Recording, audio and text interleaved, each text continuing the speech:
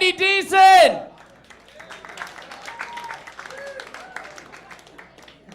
I thought he was going to wait and make the old man go last. Shit. I mean, my bladder, I'm over there taking naps, Damn, thanks, Trey, But anyway, my name's Andy, and I'm from Alabama. Roll Tide. Anyway. I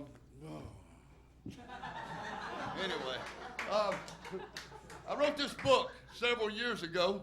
I wrote another one, too, and I've got another one coming out, but I'd like to do some out of this for you, a couple of them. But my mother asked me about a year ago, she said, well, Andy, you said you were going to write this when you were about 10 years old. And I said, yes, ma'am, I did. She said, well, what took you so long? I said, Mom, I've been stoned for 40 fucking years. And she said, no, you hadn't. I said, no, I'm not. I'm just kidding. I said, those 2 rehab stints, they didn't mean a damn thing. No.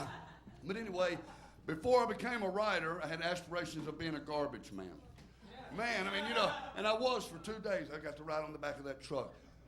I got caught smoking dope and I got fired. I wanted to go back and do it again where I could just ride on the truck and not have to get on and off. But anyway, I wrote this. It's called The Garbage Man. I am the garbage man, riding on the back of the truck. Everybody's garbage going up my nose. I don't give a fuck. Somebody's got to do it, and it might as well be me. It's not a job. It's an adventure, and I get off at 3. Well, I can stop traffic by simply raising my hand. Getting on, getting off. I am the garbage man.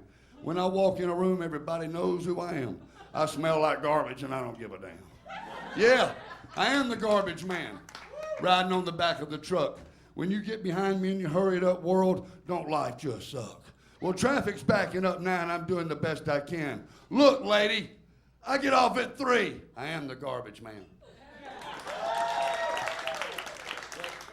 Back in Alabama, I breed Staffordshire Terriers, which are really pit bulls that eat your fucking ass up. But I call them Staffordshire Terriers, and everybody thinks I've got a cute little dog. But I don't breed these dogs to fight. I love them to death. But one night I was sitting there in my den, I looked over there and I saw a pile of shoes. And this inspired me to write this. Well, I was wearing a white shirt, blue jacket. I had on a pretty red tie.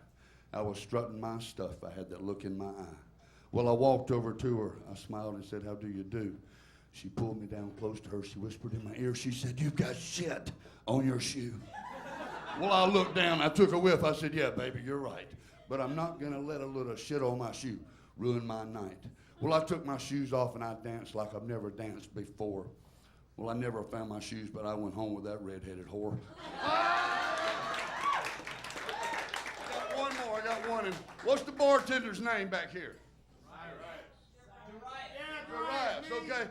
This one's for you, Darius, okay. I wrote this in 1977, and I called this The Bartender Is a Friend of Mine. Well, there she sat across the room, looking so fine and sweet. As I watched her, I thought to myself, could she be in heat? Well, surely she was aware of my stare, but when she noticed this bulge in my pants, I put a quarter in the jukebox, and I got down on the bar and danced. Well, I strolled over to her table. I smiled and said, how do you do? Would you like a hamburger or a hot dog, or you want to go somewhere and screw? She said she wanted a hot dog, but that wasn't all she wanted to eat. She said she was going to blow my horn because she was an angel in heat. Well, I said, I knew you were. I could tell it from the very first glance. She then slid over by me and pulled down my pants. Well, the bartender jumped over the bar. He stood there urging me on. He said, do whatever you got to do right here, Andy, because you ain't taking my daughter home. Thanks, everybody. AndyDeason.com. Hey, I sell this thing for $10. I tell you, can't beat it. Y'all have a good night. Keep it going for Andy Deason.